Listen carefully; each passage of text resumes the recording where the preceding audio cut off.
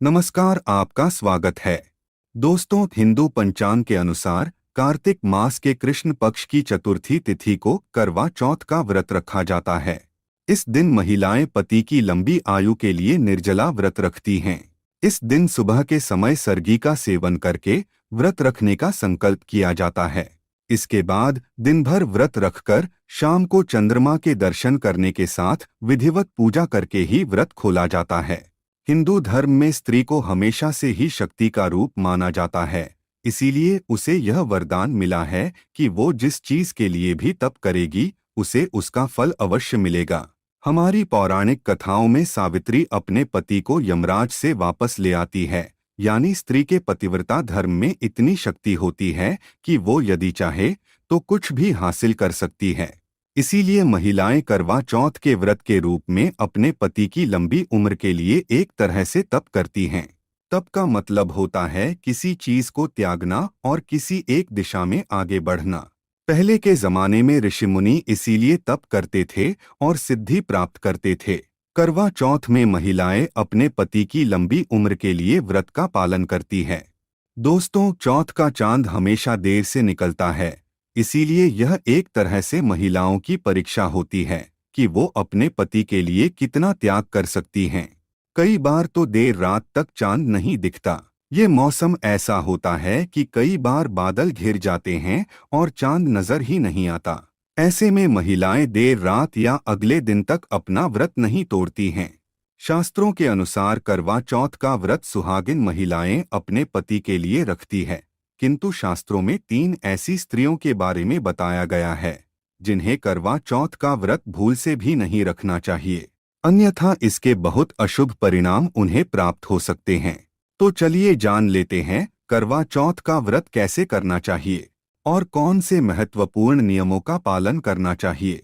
सबसे पहली बात, सुबह सूरज उगने से पहले सास अपनी बहू को सरगी देती है, जिसमें बहू के लिए कपड़े, उसके सुहाग की चीजें आदि सामग्री होती है।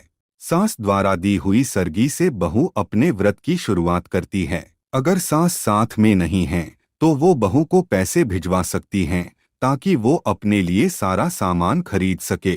दूसरी बात, सुबह सूरज निकलने से पहले सास की दी हुई फेनिया बनाकर पहले अपने पितरों का हिस्सा, गाय तथा कुत्ते का और कौए का हिस्सा अलग रख लें, फिर अपने पति और परिवार के लोगों के लिए भी अलग निकाल दें। उसके बाद फेनिया और सास के दिए हुए फ्रूट, नारियल खाकर ही व्रत की शुरुआत करें।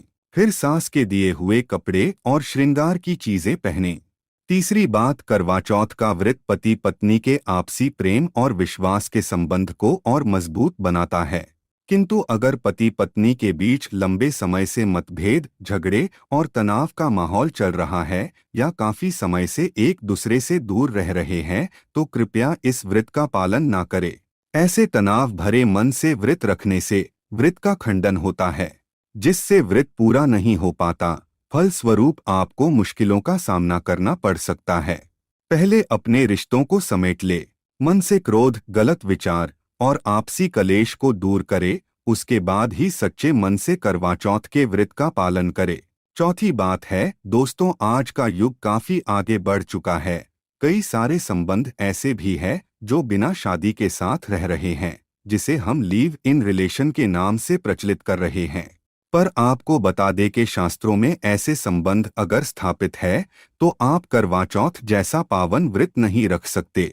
शुभ कार्यों में, हवन में, गृह शांति जैसी पूजा में पति के साथ उनकी अर्धांगिनी ही भाग ले सकती है। बिना शादी की रस्मों के और वचनों के आप करवा चौथ का व्रत धारण नहीं कर सकते, ये वर्जित माना जाता है।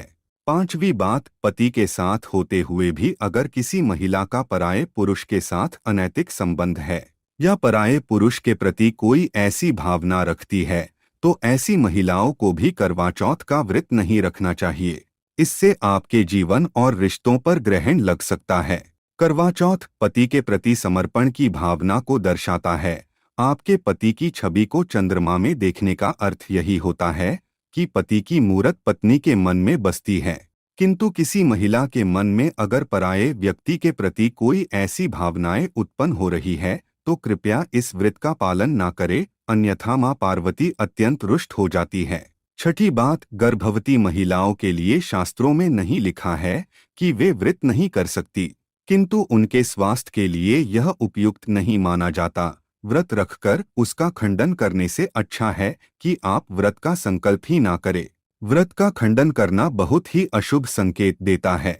सातवीं बात, जिन कन्याओं का विवाह नहीं हुआ है, अर्थात कुंवारी कन्या इस व्रत का पालन कर सकती है अगर उसने अभी तक किसी पुरुष से संबंध स्थापित नहीं किया है। शास्त्रों के अनुसार पति पत्नी केवल विवाह के बाद ही संबंध स्थापित कर सकते हैं। विवाह से पूर्व किसी भी पुरुष से संबंध बनाना पाप माना गया है। तो दोस्तों, उम्मीद है आपको यह जानकारी अच्छी लगी होगी। वीडियो को लाइक जरूर करें, कमेंट में जय मां पार्वती और हर हर महादेव अवश्य लिखें। साथ ही चैनल को सब्सक्राइब करें। आप सभी का धन्यवाद।